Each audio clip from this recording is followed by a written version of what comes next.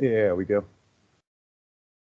Okay, so this afternoon we want to take a little bit closer look at the assignment. We took a brief look at it this morning, but I want to just point out a couple of things that are of particular interest, all right, and talk a little bit more detail about what these enhancements are and what they do for us. All right, so we won't keep you here too long. Everybody's anxious to get on with semester break, I'm certain. But let's go into this a little bit deeper so that we've all got a clear picture of where we're going in the second half after the base system demonstration. So let's turn off the camera here first. All right. So we looked at Moodle, and on Moodle there are, hang on a minute, I've got all the wrong place here on my file system. Let me just get back where I should be for us and not them.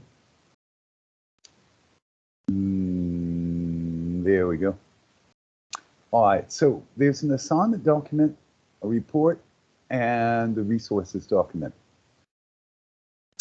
The assignment is slim, all right, because it's just the list. The resources document is the interesting part, all right? And just to say, the report is a report template, all right?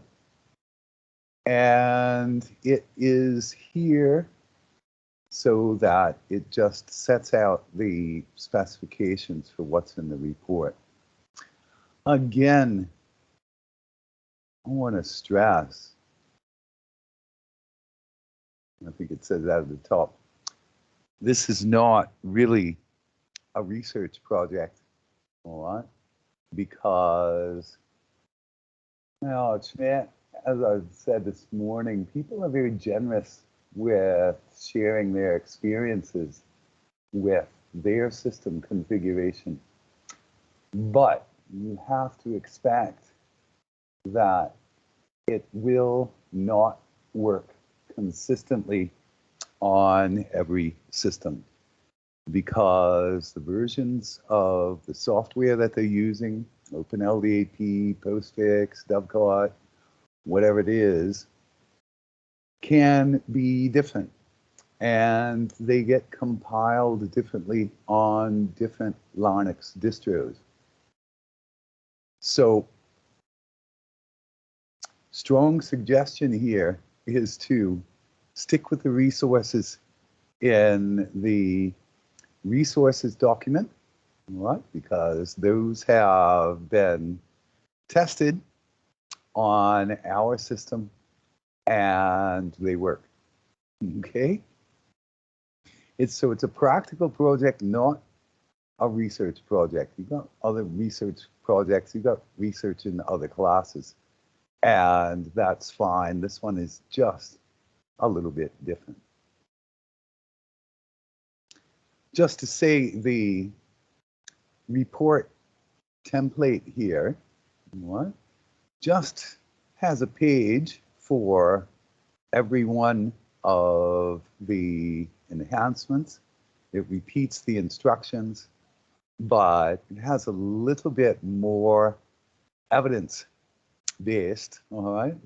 Some more boxes here to say what you'd like to see, what you should provide as results and showing what you did to get this enhancement done. So you can use or delete the pages from there as necessary.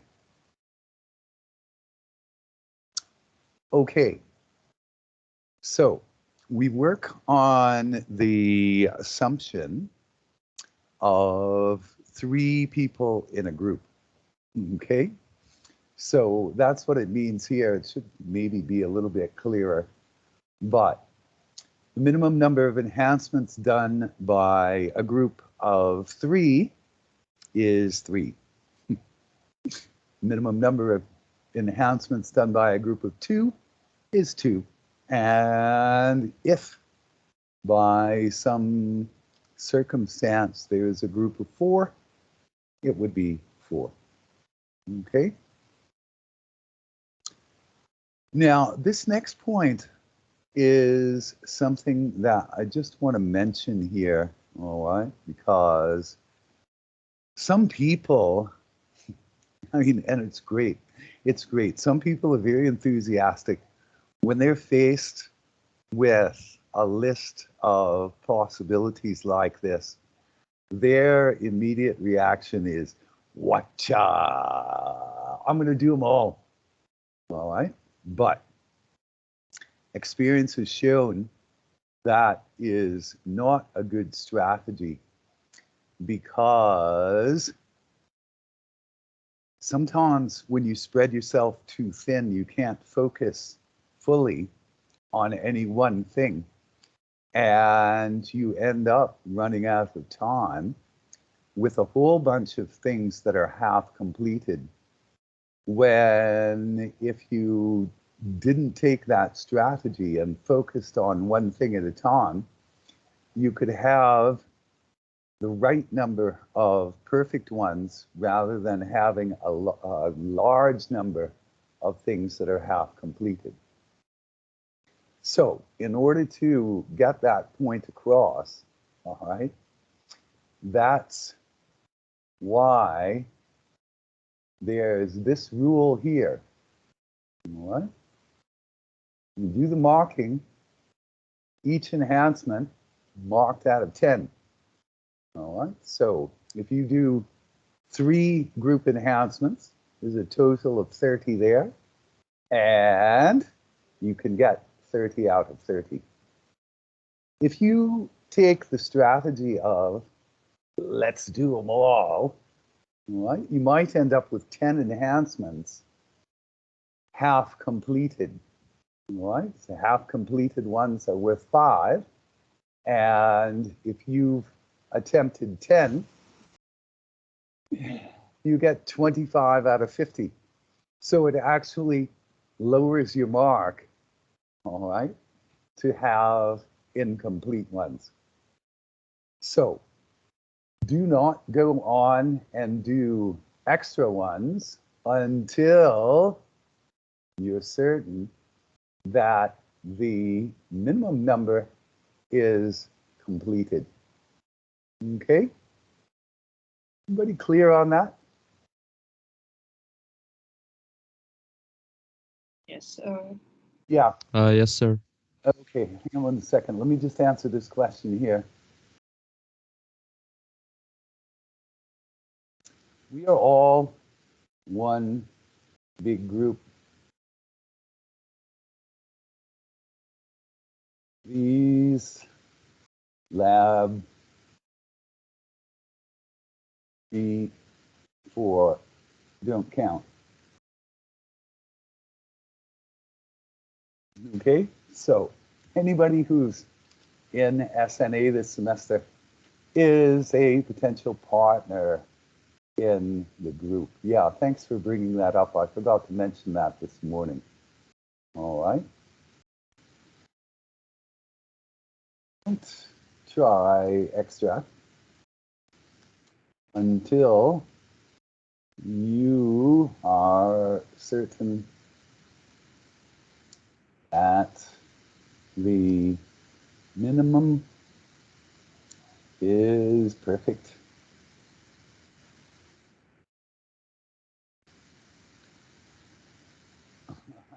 Any incomplete enhancements will lower the overall And again, I don't want to discourage your enthusiasm and creativity, but as I say, past experience has shown that this is what happens if we don't take this approach. It just get too many people doing 20% or 30% of an enhancement rather than following the whole thing through and doing it right. So doing it completely, doing it right, that's the strategy. That's the winning strategy for this assignment. All right. And again, this is just going along with the report template. All right. You don't need to focus on references and citations and things like that. Just use the template and follow it along. It agrees with the directions here, all right? And it's there to make things a little bit easier for deciding what to put in and what to leave out.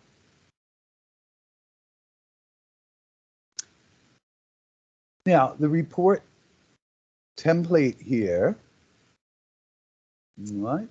The way we document this is with screenshots, okay? There is no need to submit virtual machines. What we're going to have for the final submission at the end of the semester is one single document for the group, all right, with the group enhancements and the individual enhancements all in one document. Okay? Where does it say that? All right, never mind. All in one document. That's for a group of 3. Again, that means 3 individual enhancements plus 3 group enhancements.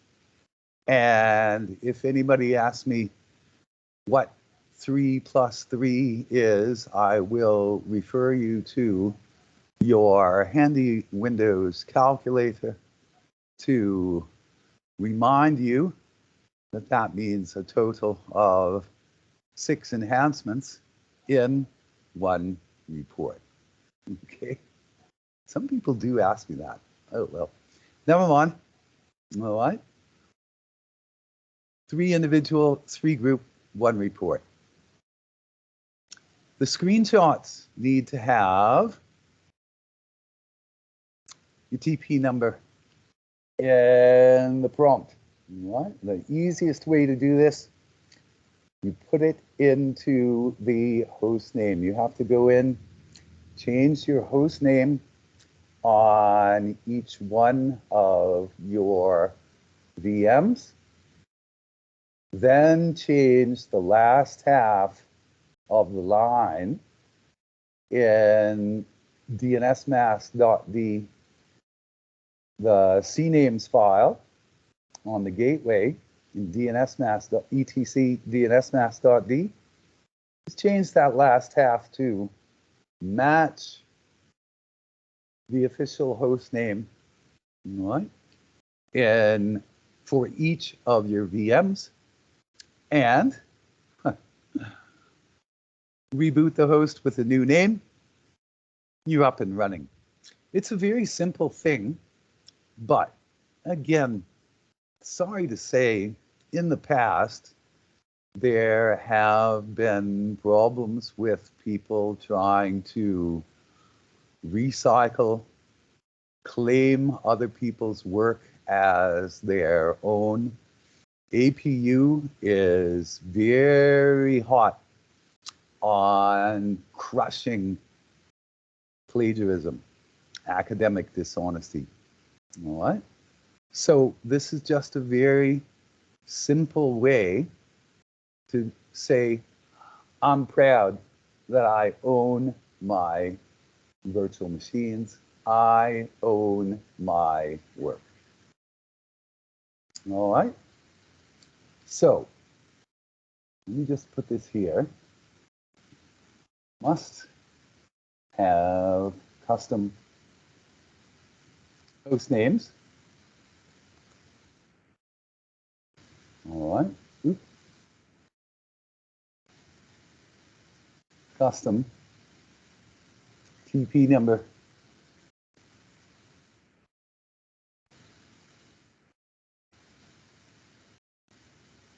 Host names. All right. For the assignment. All right. And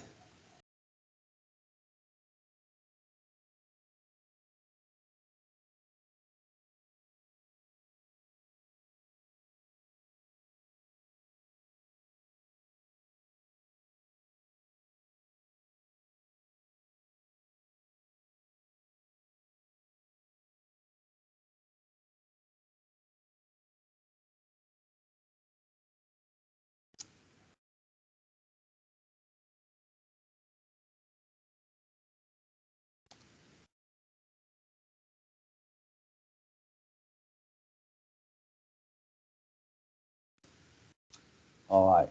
Now, here's the important thing. All right. Again, I'm trying to set some minimums here, but not set, like real limitations. And so in order to provide some flexibility, all right,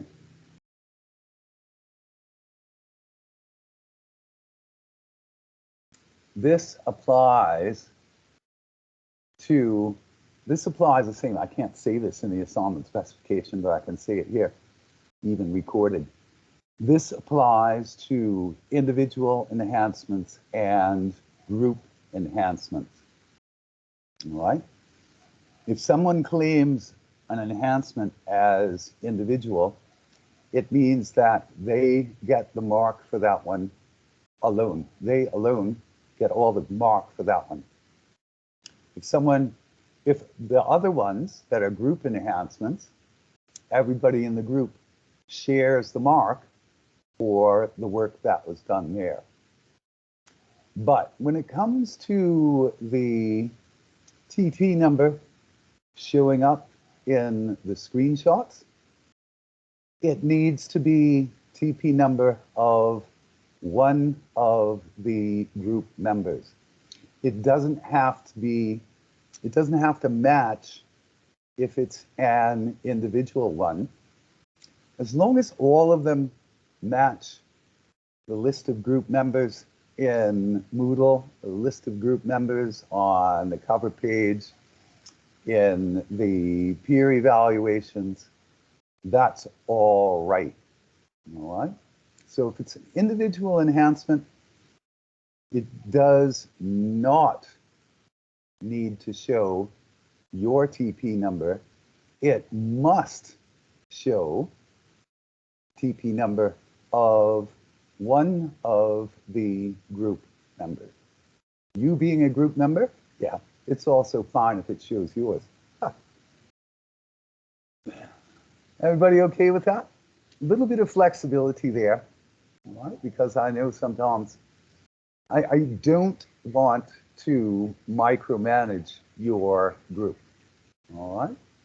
So if you want to work together on one common set of virtual machines or be a little bit more independent, you work that out in the context of your group, all right? And yeah, this is just there for a little bit of flexibility that way. That good?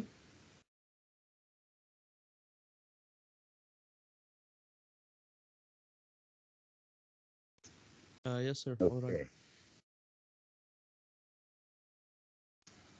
All right, so let's talk a little bit about the list of enhancements. Maybe I'll pull up the assignment here so that we can review it a little bit quicker. All right.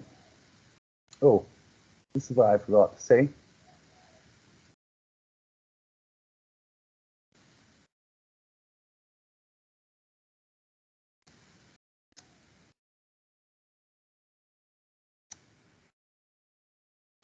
Uh, Custom TP-num host names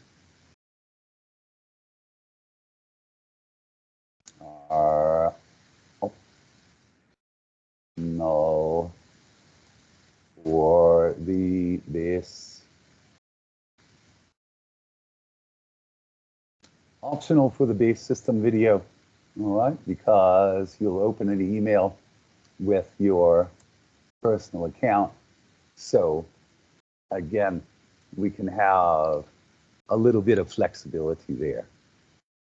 All right? They're required for the assignment. They're optional for the base system video.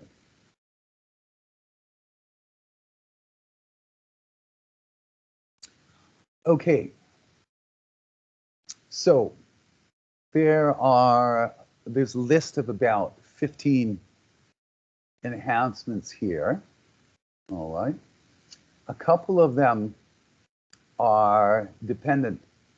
All right. Any of these can be claimed as individual or group. Again, it is entirely up to you. You want to do 6 enhancements as a group and then put together the report, and at the very last minute say these 3 are individual and the rest are group, that's okay. Again, it's up to you to organize your group. I'm not going to micromanage it. All right. If you want to work more independently, that is also a strategy, but you can decide on your own strategy what works for you. All right.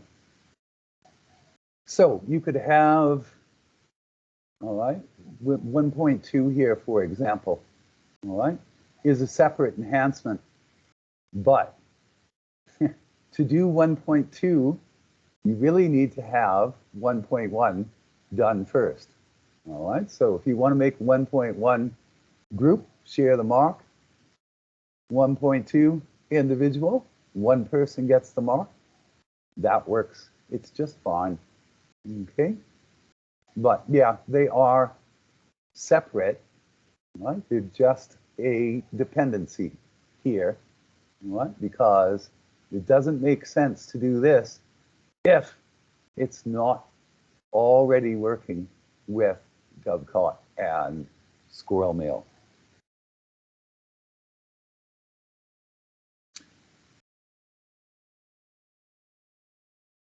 Sudo, I don't know how many people have used Ubuntu, but I think I mentioned this before, and again, we'll come back to this later, the big controversy.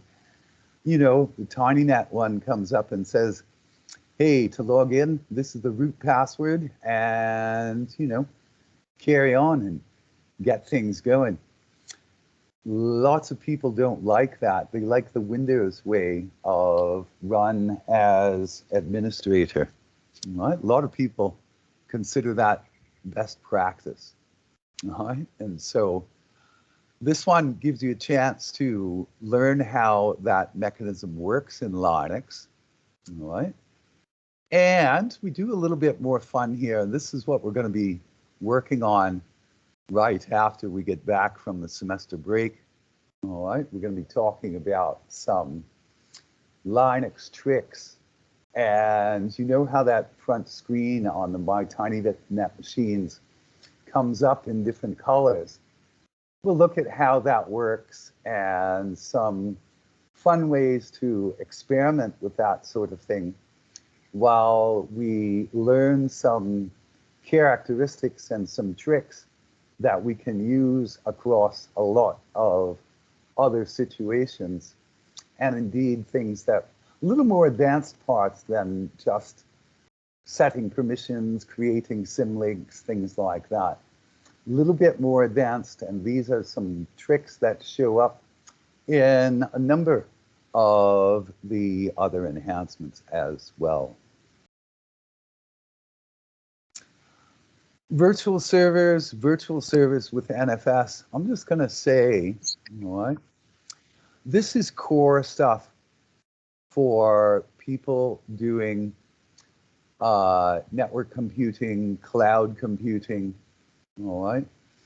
And all of the people in this group are either computer science, cybersecurity, or IT, ISS, all right? And so in some cases, I think LDAP and virtual servers are two cases where I would say, you know, I think these are less interesting to your field, all right? And there's two down at the bottom that are very much on point for cybersecurity, all right? So, and again, that's a very casual recommendation. It is no way a requirement. It's just a suggestion, all right? But virtual servers are the way things are configured these days, and the Monkey web server uses the same system as Apache and Nginx and more or less IIS. All right, understanding virtual servers in Monkey means that you can understand how to get them made in those other servers as well. Again, we can set this up a simple way, but if we want an isolated server, we want to isolate our production web server. We're going to have our users on a different server and mount, well, we're going to share out the directory from the user server where the users can log in and upload the files for their website. They log in on one server, and then we connect that one using network file system, a shared folder system, right? So that the web server that they cannot log into, more secure, it can access their web pages, serve them up to the rest of the world. That's what that one is about. And, you know, it is very standard systems administration stuff. It's just that I say maybe, probably, there are some that you might want to consider first, okay, because they're a little closer to your field of study. Protocol analysis is a case in point, all right? Understanding packet sniffers. I think everybody's heard of the most famous one called Wireshark. That one has a graphical user interface, and it can be a little hard to follow a conversation between a client and a server. This utility called TCP flow sorts those out into what's the client to the server side of the conversation in one set of files, and the responses from the server back to the client in another set of files. It takes a little bit of time and effort to analyze these, but that's what forensics is about. And to some degree, that's what debugging is about. And security testing, if you're testing application security, then understanding packet sniffers and protocol analysis is hugely important. IP tables, writing firewall rules, all right? Everybody should know how to do this. The people in IT network computing are going to be writing firewall rules like this on their Cisco routers. All right, going to use a very similar scheme, and actually it's kind of similar. Right, the theory, the practice is a little bit different when you're doing it in Windows Firewall, but all the theory is exactly the same. So that's why we'll spend a little time looking at firewall rules. Everybody in security should know how to do this, because when hackers break into the system, one of the things that they do is try to cover their tracks, all right? And so having a centralized syslog server, we can log it on the local machine and send a copy to a centralized syslog server at the same time. Makes it much more difficult for intruders to cover their tracks. All right, so that's, and it's not too difficult the way we got things set up, but it's something you really ought to know about, and it's kind of a trick that you ought to think of, all right, when you're looking at hardening servers and hardening systems.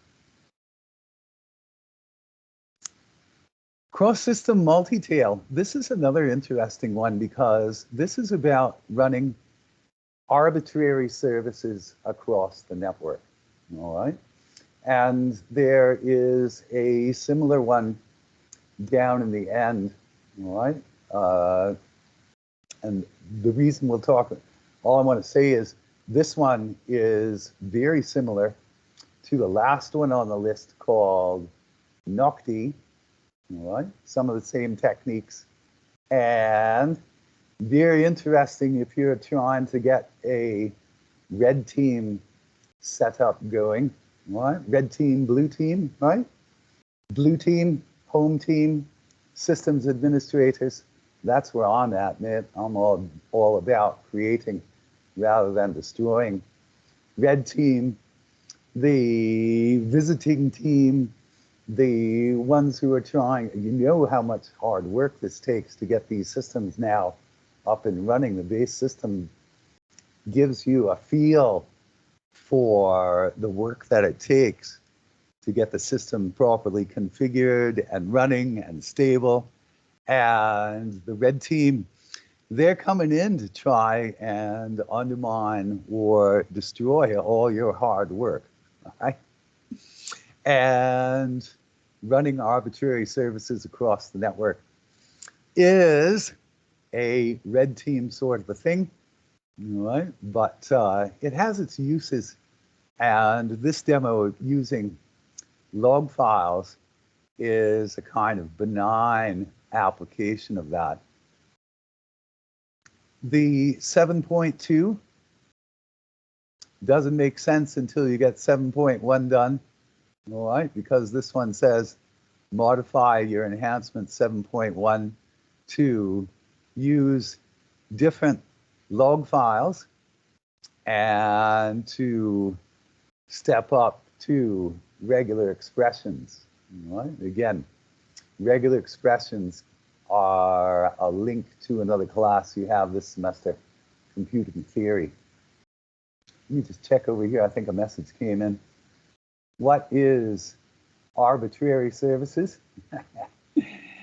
Anything you want to do, you can do across the network.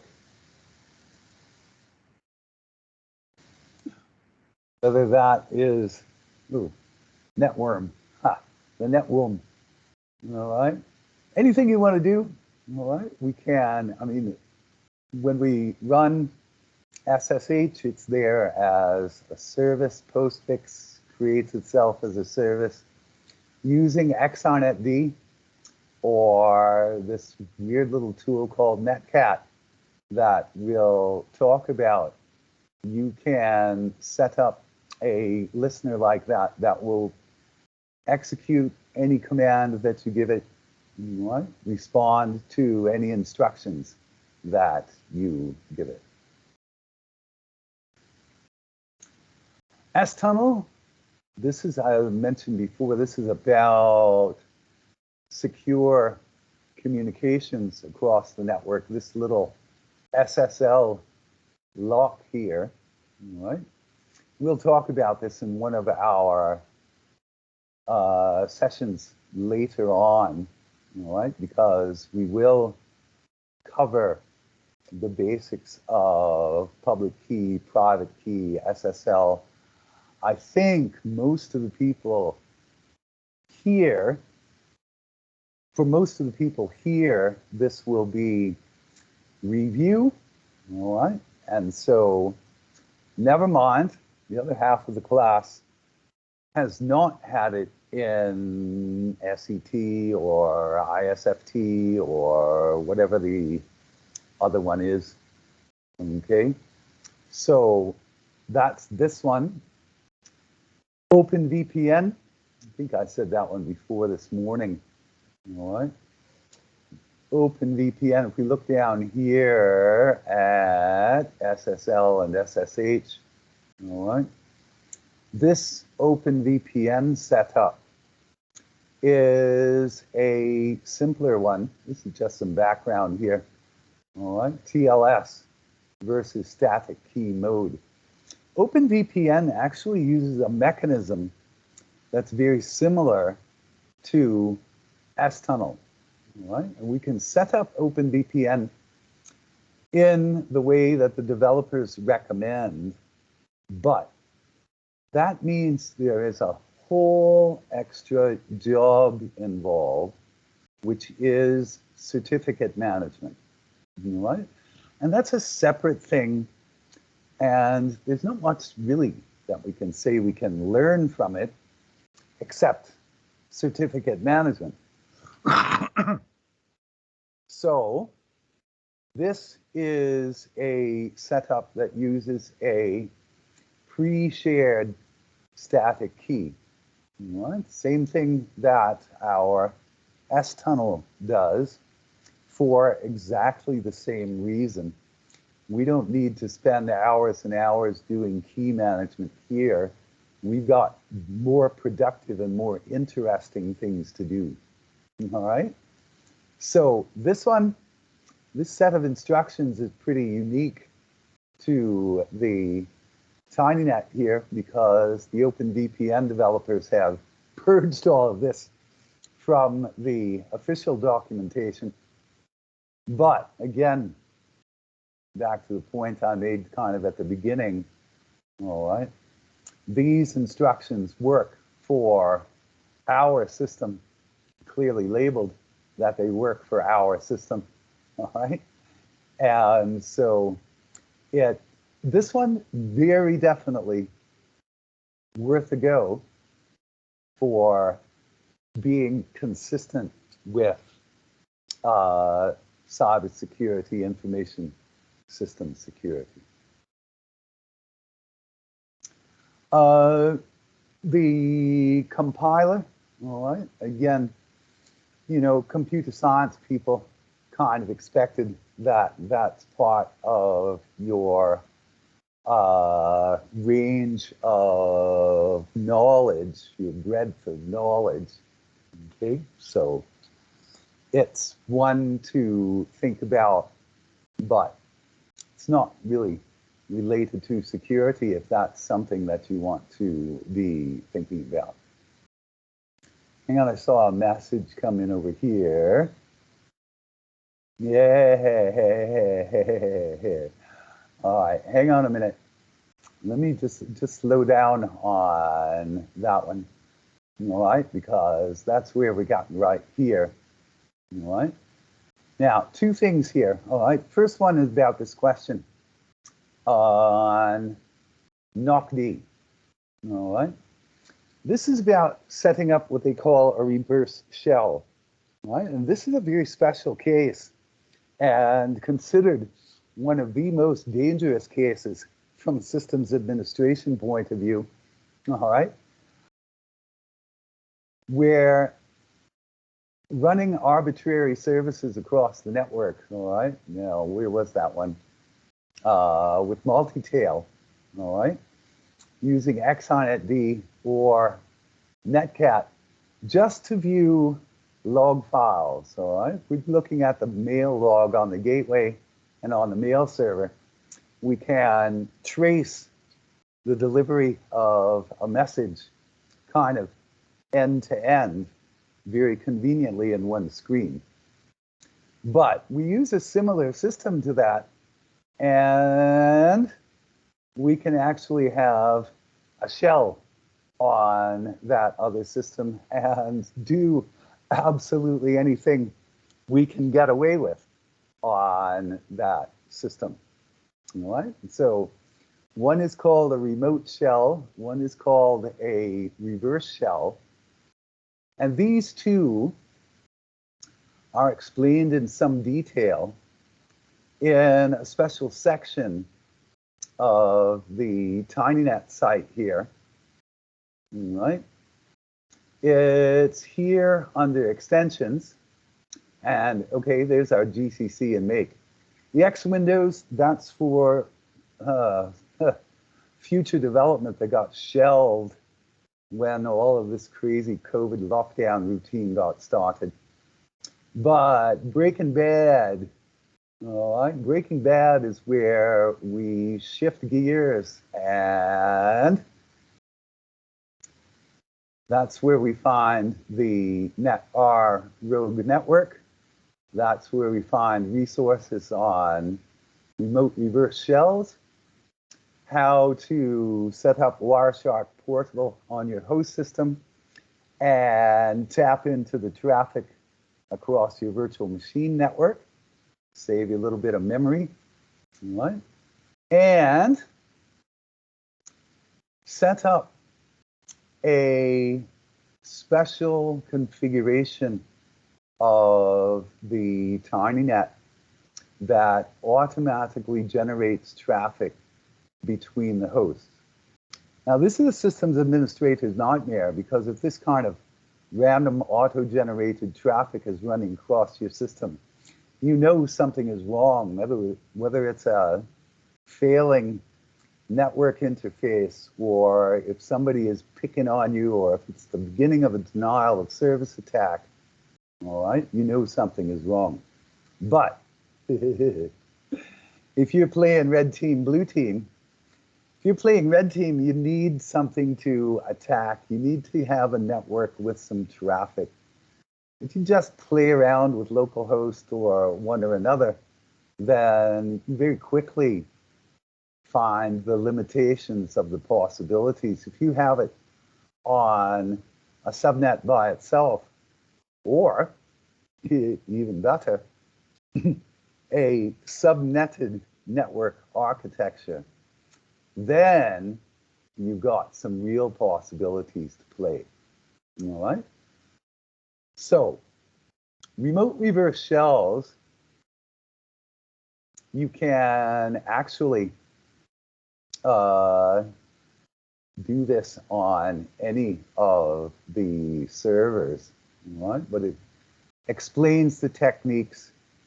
They're considered reasonably advanced techniques in terms of Linux and operating systems, all right? But it really does work, and it really is interesting to see it and to make it happen, all right? And there's a little bit of an extended scenario here about how we might enhance it further for covering tracks, all right? But that's one. Now, the question was, bind shell.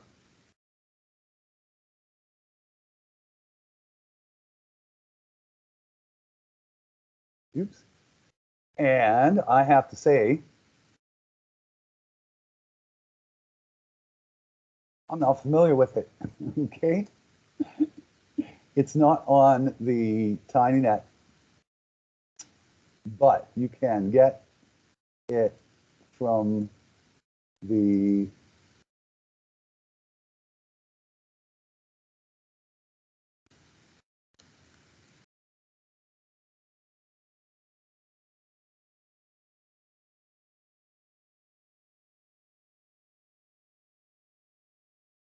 you have to get it from the Slackware current repository and install it, all right, because you are on the right track, all right, with Netcat, all right. Just right here, if you want to use some other shell, something other than bash, all right, just replace this with whatever else you have in mind for a shell, all right.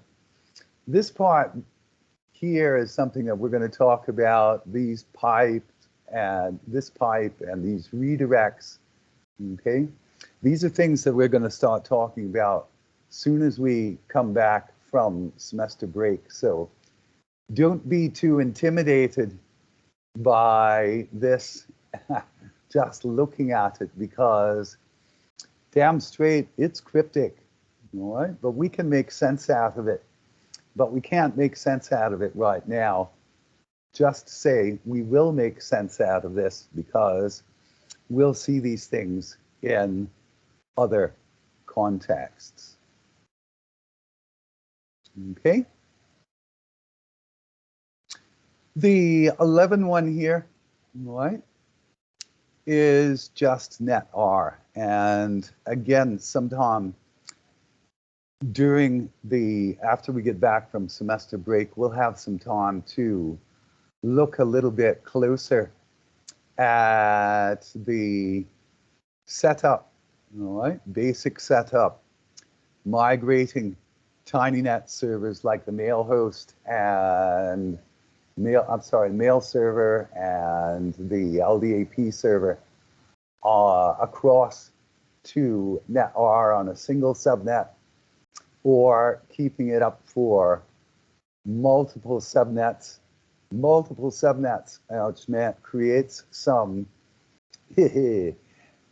some challenges for the red team getting things to properly cross the gateway without raising too many alarms is usually a challenge, right? So, but again, that's what this is for, is just to give you an opportunity to investigate it and push you along a little bit in anticipation of doing all your script kiddie stuff in ethical hacking and incident response.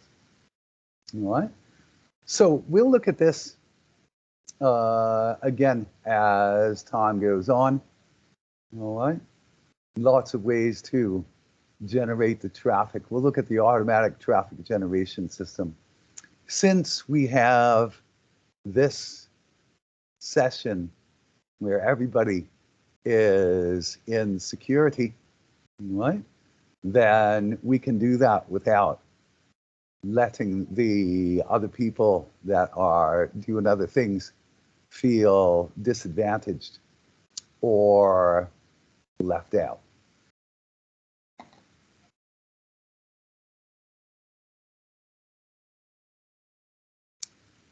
Okay, I think let's leave it at that for today.